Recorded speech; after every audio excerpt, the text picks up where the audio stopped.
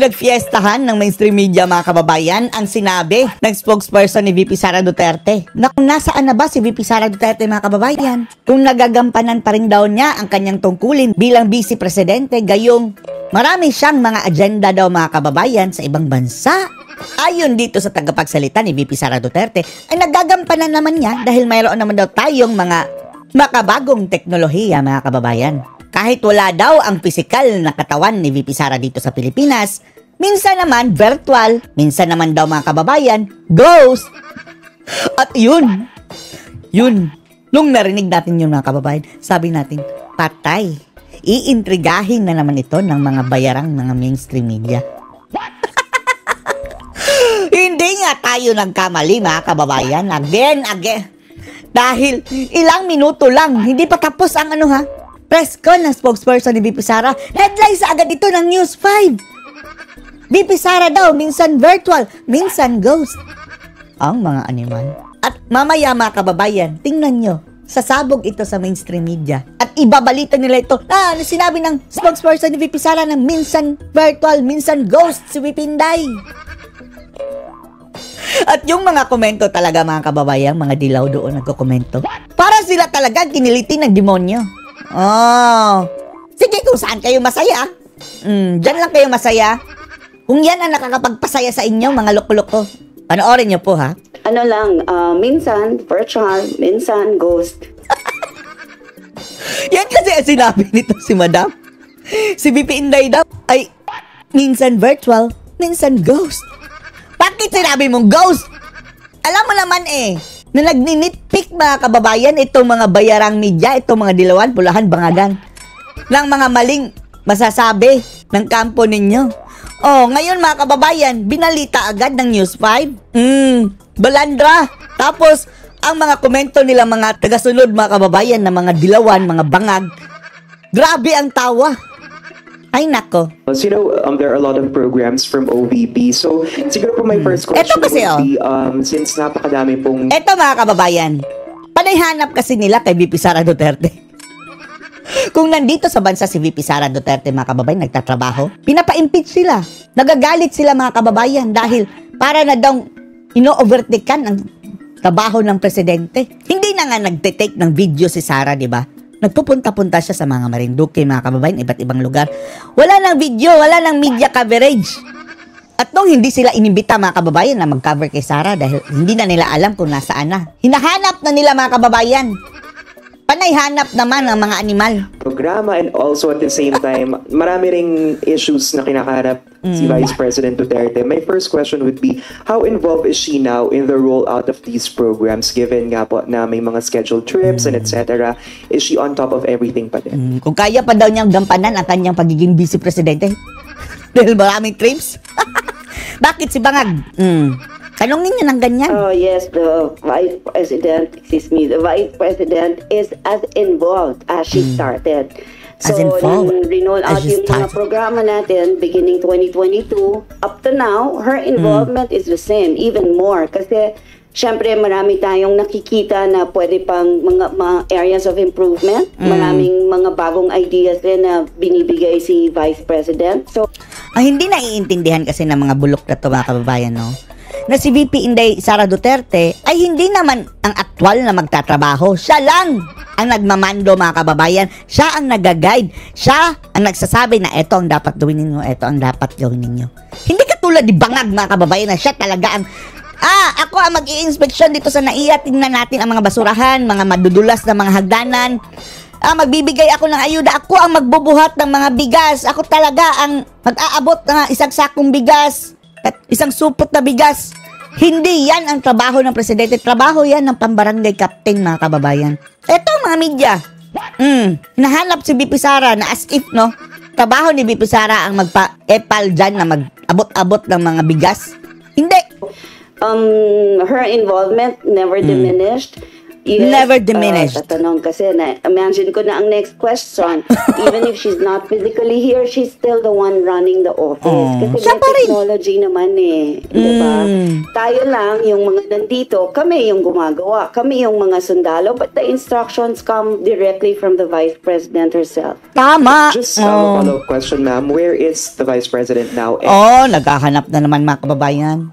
Nasaan ang busy? Bakit ang busy ang hinahanap mo? Bakit hindi mo hanapin ang presidente na nagliwaliw doon sa India? Party-party pa. Bongga kaday! Bongga Yung kaday. scheduled trips niya po sa Kuwait, will that push through this August 8 if I'm not mistaken? Let me verify that information. We'll get back to you on that one. Ayan mga kababayan, yung exact word niyan ng spokesperson ng VP. Pinick up din ng bias mga kababayan. Yan ang sinasabi natin sa kaliit-liitang mga bagay na hindi talaga importante na Yan ang kanilang hina-headline samantalang yung pinagagawa ni VP Sara Duterte mga programa. Wala. Kaya careful ka madam dahil naghahanap lang sila ng maling sasabihin mo. Yan mga kababayan, we'll get you back into that o something ganyan. Hinadlines ang abayas na pinapalabas nila na ang spokesperson hindi alam kung nasaan ang busy. Yan bakit kasi? Next time, alamin mo muna bago ka humarap sa yung kompletong detalye dahil hahanapan ka ng butas eh. Tapos sinabi mo pang ghost. Warning warning sa'yo. Thank you po. Pero wala tayong masamang tinapay sa kanya mga kababayan Okay siya.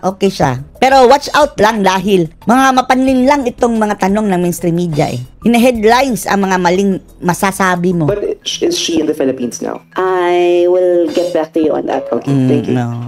Andun sa ABS-CBN, tingnan nyo, headlines yun. Na ang sagot, we'll get back you into that.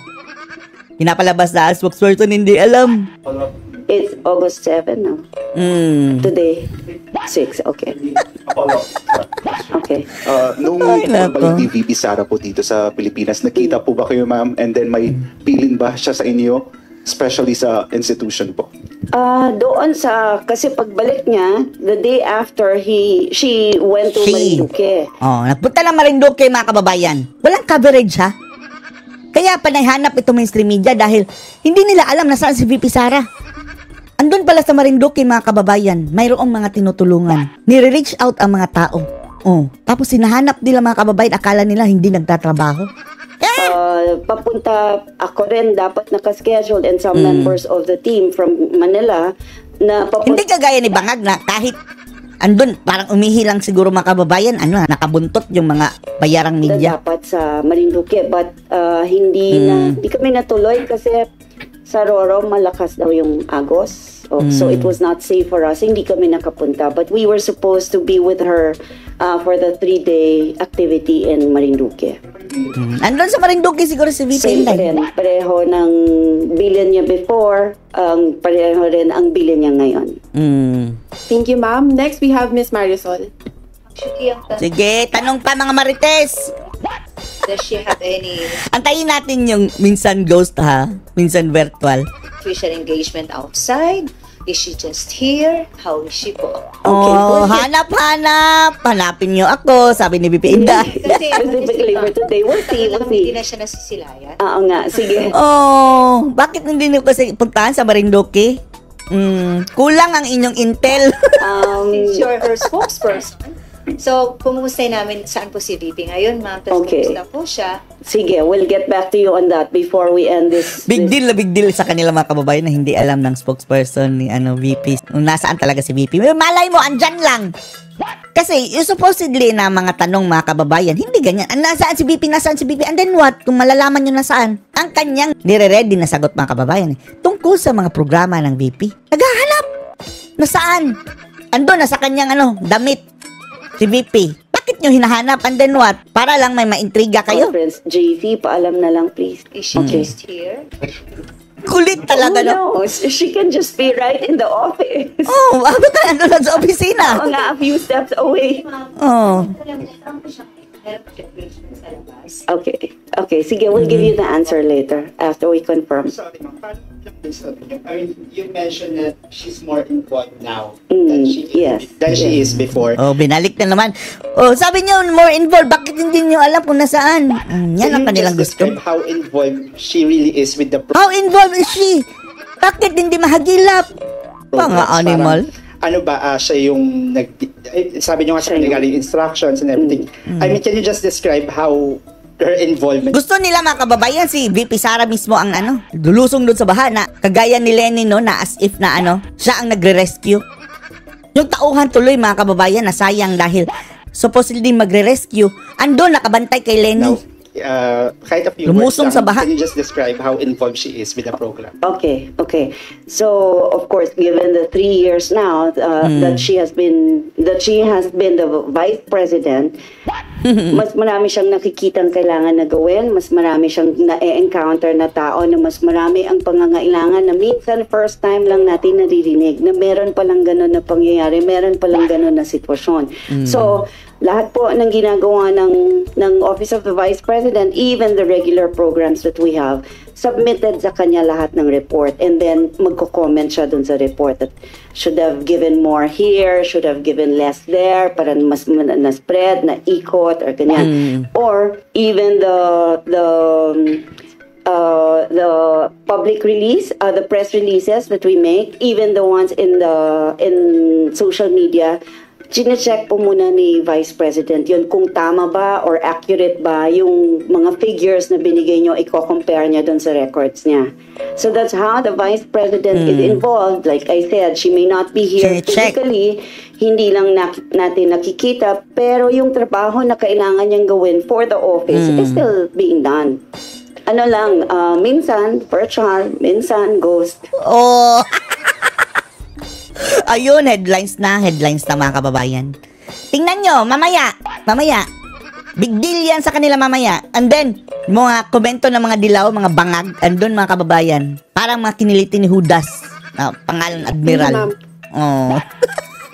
Anong masasabi nyo dito mga kababayan sa mga kababawan na mga pinaggagawa ng mainstream media? Pati ganyang mga simpleng salita lang mga kababayan. Big deal na sa kanila. Anong masasabi nyo dito?